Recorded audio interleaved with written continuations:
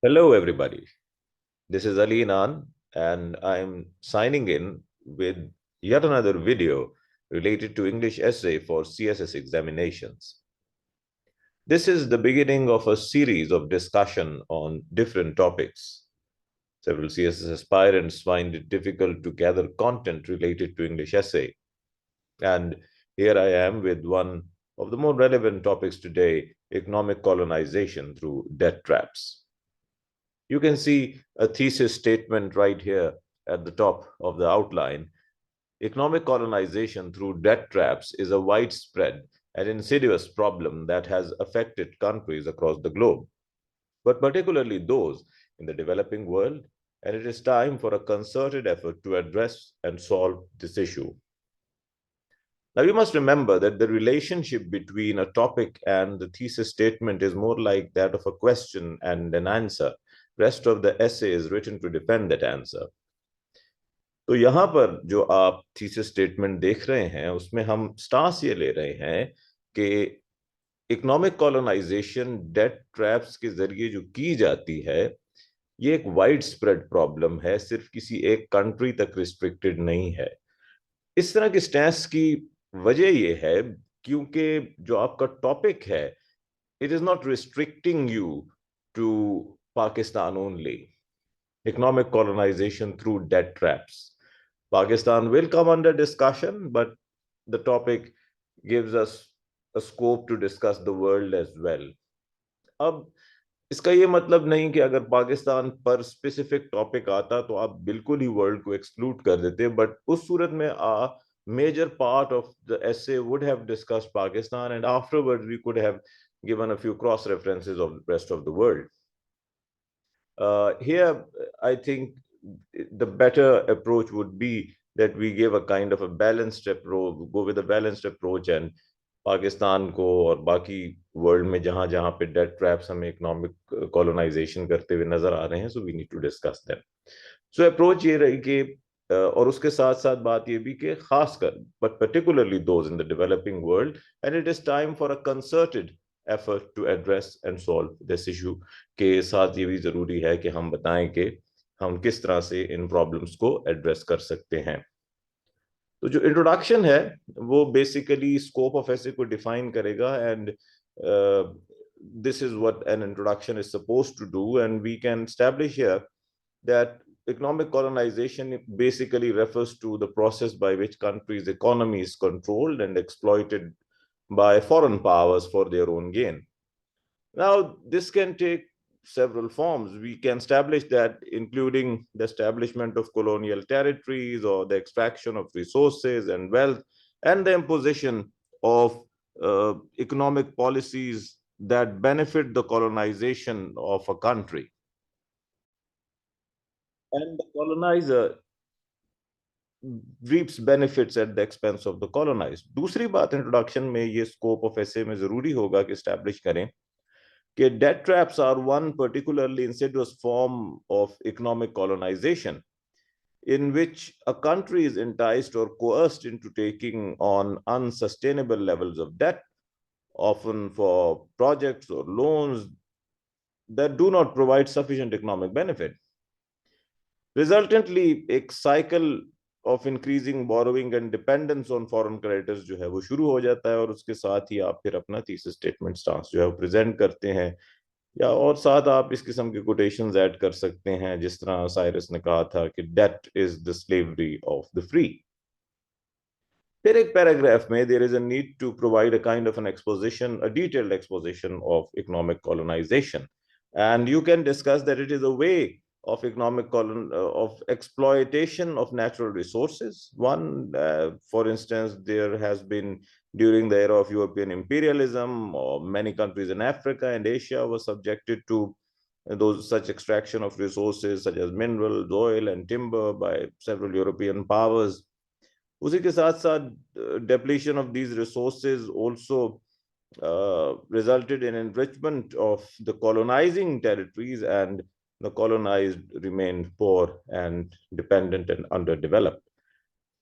Another instance of economic colonization is the imposition of economic policies, और बात कर सकते हैं कि colonized countries जो हैं उनको एक्सप्लॉइट किया जाता है, फॉर इंस्टेंस यूरोपियन इंपीरियलिज्म में, जिस तरह अफ्रीका में या एशिया में बहुत सी कंट्रीज से ड्रेन ऑफ वेल्थ हुआ। सब कॉन्टिनेंट में भी आप इसकी तरफ थोड़ा बहुत इशारा कर सकते हैं, और उसका इम्पैक्ट जो था ये था कि डेवेस्टेटिंग रिजल्ट्स थे, under development of industries or perpetuation of poverty, and it can also contribute to social and political instability, and often countries lost control over their sovereignty.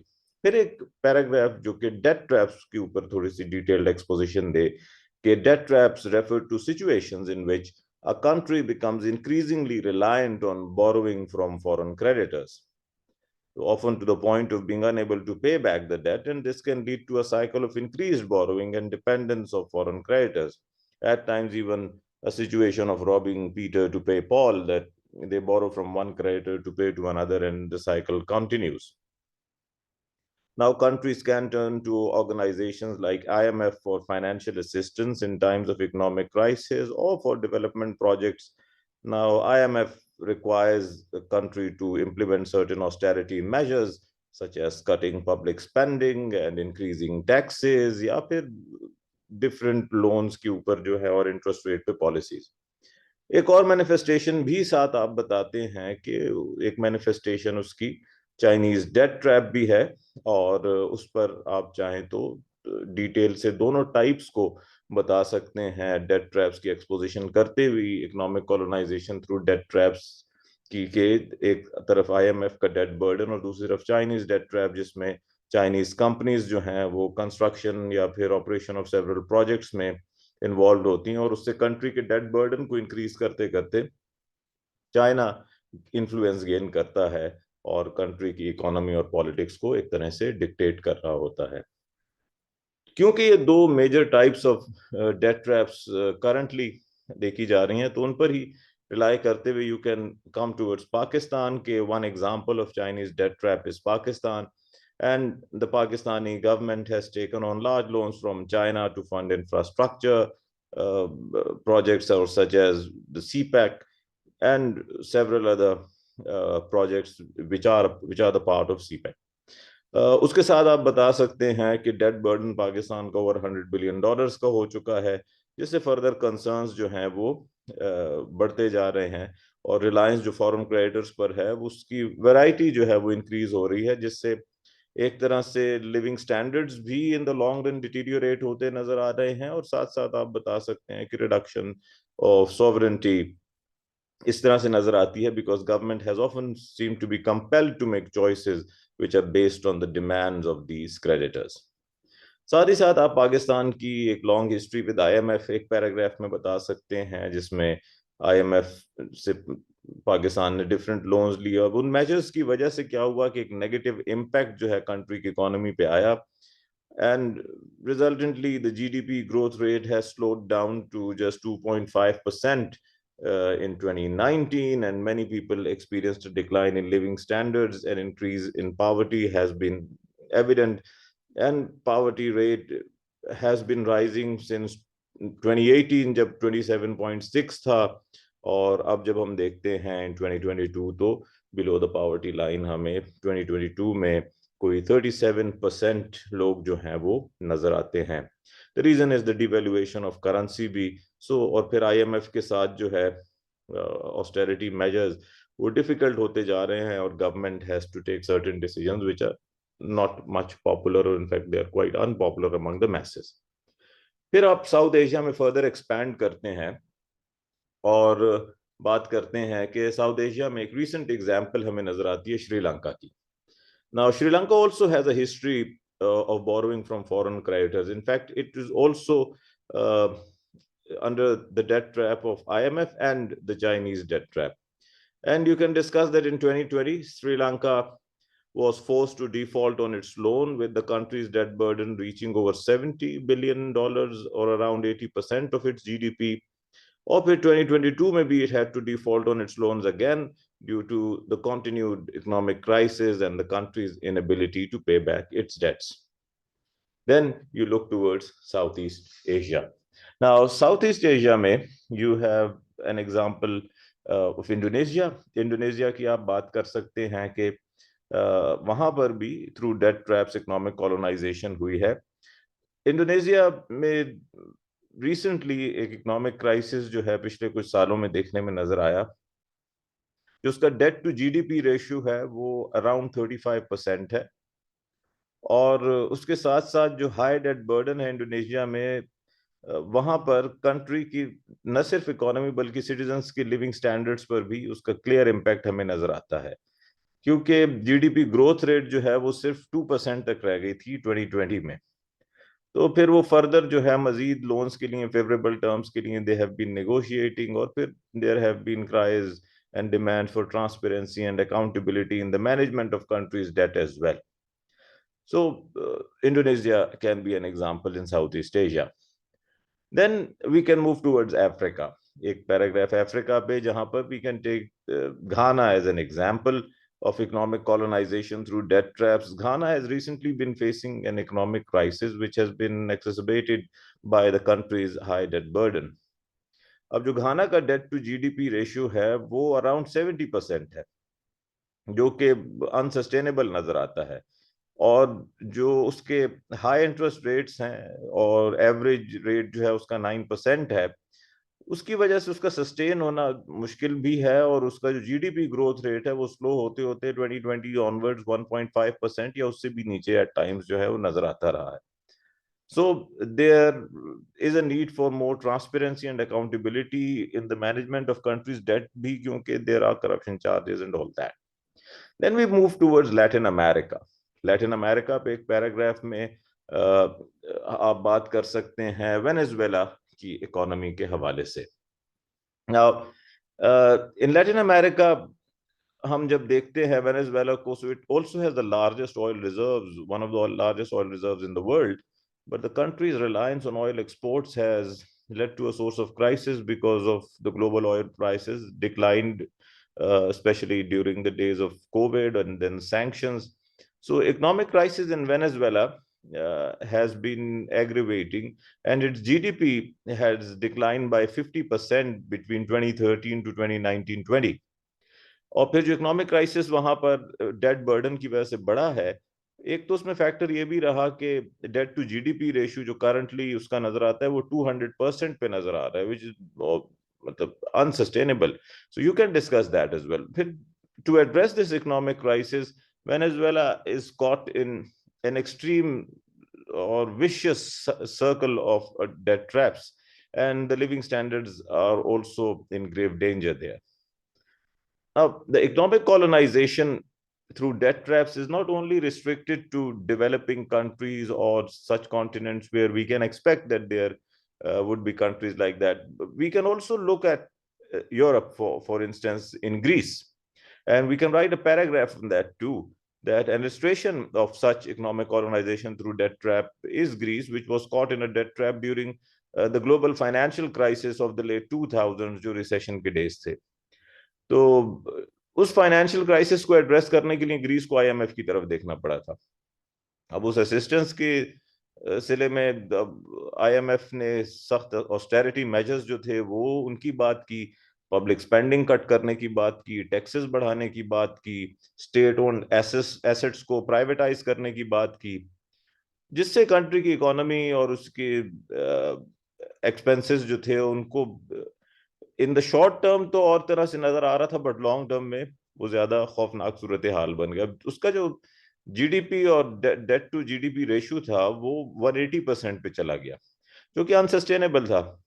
अब ये जो high level of debt to GDP ratio था उसने almost impossible बना दिया कि वो loans को पे बैक करते। तो ग्रीस में जो अल्टीमेट रिलायंस थी फॉरेन बोरोइंग पे वो तो बढ़ती गई, बट उसके कोई प्रॉपर आउटकम नहीं आए। तो वो एक तरह से देवर इकोनॉमिकली कॉलोनाइज। क्योंकि हमने दो लेयर्स में डिस्कस किया है, तो हमारे पास फिर चाहिए कि दोनों के लिए, पाकिस्तान के लिए भी और बाकी दुनिया के लिए भी कोई वे फॉरवर्ड हो। So एक तो ये कि to address this issue of economic colonization through debt traps globally, there is a need for greater cooperation and coordination among countries. इसकी बात जरूरी है। उसी के साथ साथ बात की जा सकती है कि ग्लोबल स्टैंडर्ड स्टैब्लिश किए जाएं जिससे लेंडिंग और बोरोइंग के स्टैंडर्ड्स हों, और कुछ मैकेनिज्म्स डेवलप किए जाएं जिससे डेट डिस्प्यूट्स को भी रिजॉल्व किया जा सके। उसी के साथ साथ बात की जा सकती है कि डिफरेंट जो कंट्रीज हैं वो इंडिविजुअल रोल प्ले कर सकते हैं डेट ट्रैप्स को रिड्यूस करने के लिए, क्योंकि that will also ensure stability in the international market, और एक chaotic सिचुएशन जो बनी रहती है ग्लोबल मार्केट में, जो स्पेशली हमें 2008 के रिसेशन के बाद नजर आ रही है, उसे अवॉइड कर सकते हैं. Civil society groups can take up responsibility to advocate more transparency and accountability in management of debts. And then, most importantly, finally, international organizations can also play a crucial role uh, in addressing the issue of debt traps, even when it comes to WTO or organizations like IMF or World Bank, and even United Nations and SCO in the case of Asia. Then in Pakistan, we can also address a few potential solutions to prevent this debt trap, or government can negotiate some favorable terms. In addition, civil society can also call for transparency and proper management.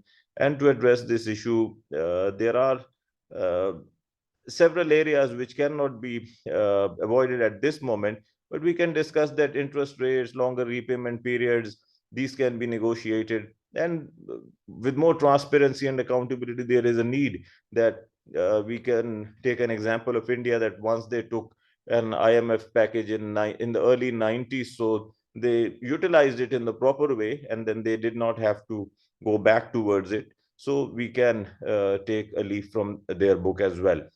So then we can conclude that the problem of economic colonization through debt traps is a pervasive and dangerous one, affecting countries across the globe, but particularly those in the developing world.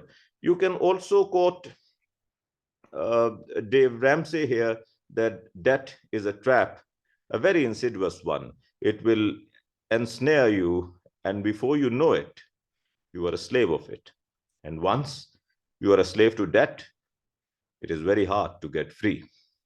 And after that, you can give your final remark that it is time for a concerted effort to address and solve this issue to ensure that all countries can thrive and prosper.